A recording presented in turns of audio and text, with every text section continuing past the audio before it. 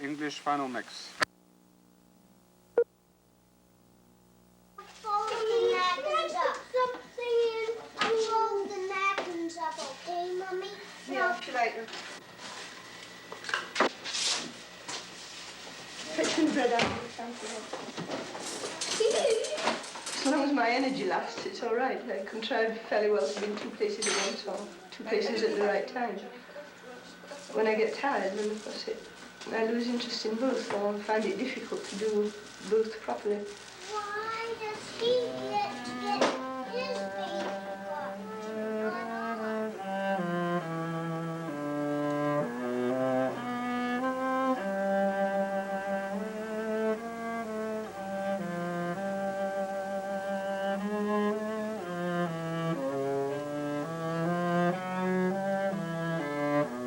I was somehow surprised that the head of a university department would face the same mundane problems of house and childcare I had.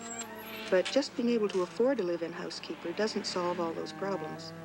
When I met Kathy, her latest housekeeper had just quit on one day's notice, leaving all the kids' clothes in the wash. You're chairman of the language department? Yes, and I also teach French here at Mount St. Vincent University. And I have 3 children. They're aged 7, nearly 6, and 4. How do you manage? Well, I do manage, but sometimes it's touch and go.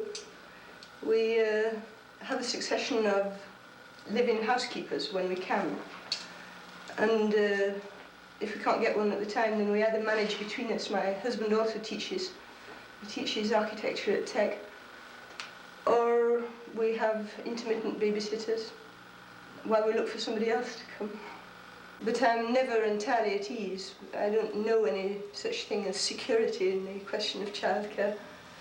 Except for one year we had an Austrian girl who came over to learn English. And she was marvellous because it was a real two-way thing. She was getting what she wanted and I was getting what I wanted, and that worked fine. To do it in local terms is much more difficult because it's difficult to find anyone who is really interested in being a housekeeper. This society that we live in doesn't accord much prestige to housekeepers and babysitters. One of the problems, for example, affecting working women, it seems to me, is the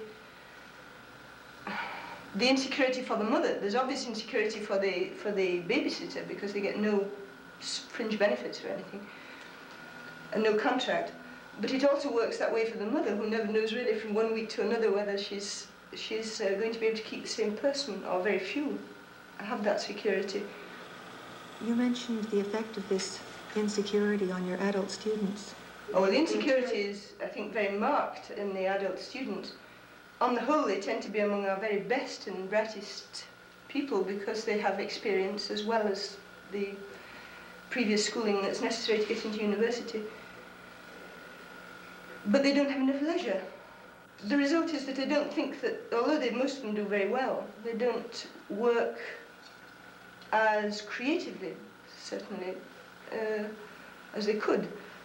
If it were possible to free them for peace of mind for certain periods during the week, when all they had to think about was their studies, and let their mind wander the way it interests them, because learning things is, after all, a question of having the time to think, and that I think they don't have. Any more than any mother does, whose mind is inevitably divided between the commitments of a job and the commitments of raising a family. It's not an international class in anyway, another boat. What was it you said you wanted to do? Lettuce. Who said lettuce? My biggest problem is fatigue, I think. And leisure. My husband bought a sailing boat with the hope that we will be able to all go sailing at once. It doesn't often work out that way because the children are still rather small to be in a sailing boat, so I don't often get to go in the boat because if we don't have the whole lot of us, then somebody has to mind the children. I tend to do things on impulse. I like doing things on impulse. I like being able to suddenly decide, all right, go out now. I need to go out. And if my husband's in the mood to go out too, then it would be nice if we could just sort of get in the car and go, but we can't. You have to plan in advance for whatever you're going to do. And I get to feel sometimes like a tiger on a tight leash.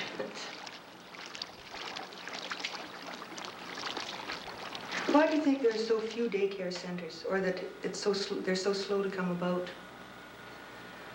Well, I would think that one of the reasons, of course, is lack of money, and also lack of energy, and really, Whose money and whose energy? well, that's the problem. Who's going to pay for them, and whose responsibility is it to start them? I would think that the idea is still fairly prevalent that the woman's place is in the home, and that if she isn't in the home, if she has to go out to work or if she chooses to go out to work, that's all right, providing she does both. And therefore, that sort of by extension of this idea, that if there are going to be institutions which take over the mother's role of bringing up the children and looking after the house, that it should be they who invent them. But the problem is that the working mother doesn't have time and doesn't have energy and doesn't have the political influence, doesn't usually have money, and that so far we just haven't reached the stage where it's widely accepted that it is somebody else's responsibility, or shall we say that the national interest is not yet such that it becomes the job of politicians and organisers of our social structures to provide these things.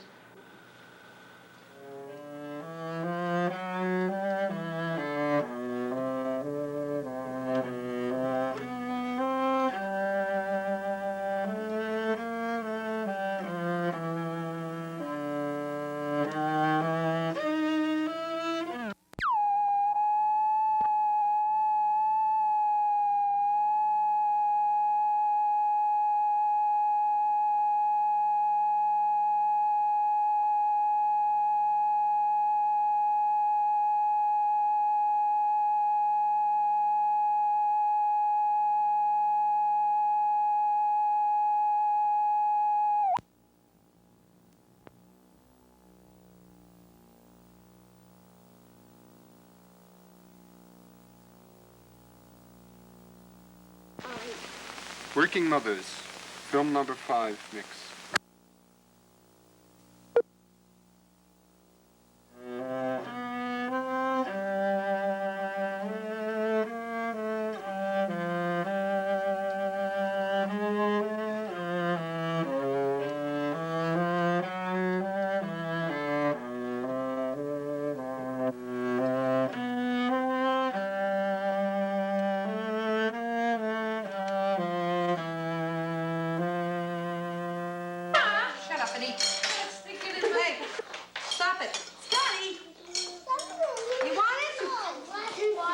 I have 7 kids, from 12 to 18 months.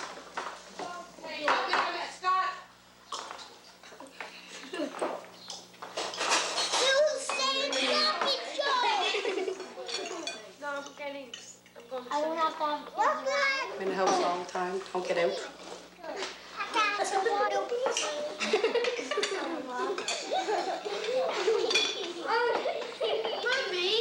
I live on welfare. It's kind of hard living, but we do it. Would you like to work? Or would I ever like to work? Well, I can't go because of the kids. We're trying to get a daycare center here, and maybe in September we'll have it. And in 2 years, my youngest one will be old enough to go, and I can go to work. In 2 more years? In 2 years. Do you feel that there are many women in this area that have the same problem? Yes. Because we don't have any daycare centers down here at all. And the ones that we could send our kids to, just cost too much. It's about $15 to $25 a week per child. Per child? Per child. And when you got poor to go to daycare center, that's a lot of money. It's not worth working. What kind of work would you do? A waitress. Have you done that before? Yes. Would you earn more if you were working? Yes, if I had a daycare center where I wouldn't have to pay too much, I could live better. But Would you prefer to? yes, What are your reasons? to get away from these monsters, I think I'd be cut out better for working than I am as a homemaker. Because I'm a lousy one. I don't like washing dishes and I don't like sweeping floors. So I think this is why I'd be better off. I can't take the noise of those kids anymore. Waitressing isn't exactly an easy job either. Yeah, but there's no kids. Well, this is it. They're getting on my nerves. You know, they're fighting all the time, running in and out, and it's always mommy this or mommy that, and you know, I lose my temper and I'm swatting them when they shouldn't be swatted. They shouldn't be beaten all the time. So you feel you'd be a better mother if you were working? Yes, I am. Because I worked before. Well, I worked 3 years ago. And I came home and I did my housework. It didn't bother me. It's just that I have to get out of the house. It's in the house all the time. That's really annoys me. And the kids are really on your head when you're at home all the time and 24 hours a day and 7 days a week, and just a little bit too much. What were your first expectations when you first got married? Oh, I thought, when I got married, I had to get married. And I thought this was something that's supposed to last for life because I'm Catholic and I was taught that when you get married, it was for good. So, but I don't know. I was too young. I was 16. My husband was 19. And it didn't last very long. He was a runaround and I was stupid. I took his foolishness and had a baby every year. And it ended up when I had my last baby, we broke up. The third baby, we broke up, not the last one. And I haven't seen him. I don't even know where he is. How did you live during the marriage then? Very well. At first we were good. Until I had my first child, he did very good. He was working. He always worked. But he was really jealous of the baby, so once the baby was born, it was hell because he would beat her. She had a broken arm when she was 3 weeks old. 3 weeks? 3 weeks old. And at first I didn't think it was him, and then she had another one when she was 5 months old, and the doctors figures, because every time he'd pick her up, she'd scream, even as an infant, 3 and 4 weeks old. So he must have really did something bad to her. He was a little bit crazy, I guess. Why didn't you leave him? Well, I was pregnant again. And like I say, he said, give him another chance. I had left him.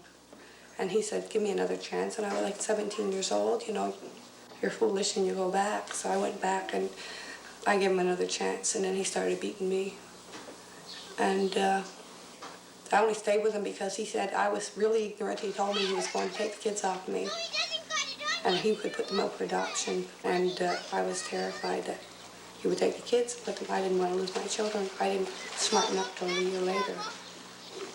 He had left me, so after he came back again for a couple of months, and then I told him I had enough of him, and he kept on accusing me of running. I couldn't go to the store, but I'd be running some man, which I couldn't possibly do because I was always pregnant with his child.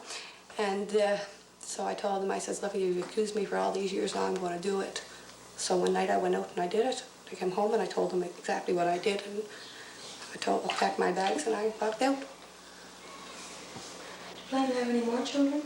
No, I can't have any more. I had a tube ligation. That put the end of that. I was going every year there for a while, for a long time, since I was 15. Well, why didn't you decide on doing that earlier? I wanted it done after my 6-year-old was born, but they said I wasn't old enough. But they kept me in the hospital for 2 months before he was born, but yet I wasn't old enough to have tube ligation where I had to stay in all the time. Go. Sit on a chair. What do you want? Go. Sit down. Go. Well, sit down there somewhere. And they had talked about it because I have a hole in my heart, and they said that I shouldn't have any more children. And that was the third child I had had. And then when the fourth one came along, and when I wanted it done, they said no, I wasn't old enough, and they gave me a story. I'd asked for it, and then I had asked for it for the following one, and they wouldn't do it again. And then I asked for it after she was born, for her, and they wouldn't do it. How old were you? When I had my operation? No, when they refused. Well, I was 20, I guess I was about 23. Would you have made different choices if, what I'm trying to say is sort of talking about how women are brought up to expect to get married rather than to expect to find a profession for themselves. Well, I like children, and I want to get married, you know what I mean? But I would have rather gone on to school if I would have been smart. Like, I was smart enough to go, but it's just that, I was too hard-headed. I didn't want to go to school, I wanted to run. So I ran, and I'm sorry now I did, because I always want, to have a profession. I'd like to have been a nurse. And I just want to go to school. I would have liked to have gone to school and to university if I could have made it and become something.